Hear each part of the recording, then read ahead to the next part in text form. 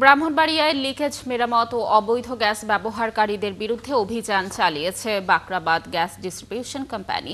এ সময় ২৫টি অবৈধ সংযোগ বিচ্ছিন্ন করা হয়। মঙ্গলবার দুপুরে জ্বালানি ও খনিজ সম্পদ মন্ত্রণালয়ের ম্যাজিস্ট্রেট মনিজা খাতুনের নেতৃত্বে শহরের মার্কাজ পাড়ায় এই অভিযান চলে। এ সময় ২৫টি অবৈধ সংযোগ বিচ্ছিন্ন করা হয়, পাশাপাশি ৫০,০০০ টাকা জরিমানা করা হয়। এসব সংযোগের মাধ্যমে শতাধিক চুলায় অবৈধভাবে গ্যাস ব্যবহার করা হচ্ছিল। এছাড়া ৮০০ গ্রাহকের আঙিনায় লিকেজ পাওয়া গেছে।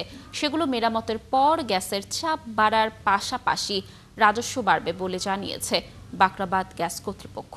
কিন্তু অবৈধভাবে ধরা এটা জানি না, গ্যাস কর্মকর্তারই মনে হইতেই, নাই তো এইগুলা যে গ্যাস আমরা পাই কিভাবে? আমি নাই তো আমার এক ভাই পাচ্ছে, আমার এক চাচা পাচ্ছে। আমরাও চাই না এইভাবে অবৈধ গ্যাস অপচয় করতে সরকারি রাজস্ব আয় থেকে। আমরাও চাই বৈধভাবে গ্যাস চালানোর জন্য। পুরোপুরি মিথ্যে, গ্যাস অফিসের কেউ জড়িত নয়। এখানে হয়তো কোনো ব্রোকার থাকতে পারে, ব্রোকারের কাছ থেকে সরকারও প্রতারিত হচ্ছে এবং যারা ব্যবহার করছে তারাও প্রতারিত।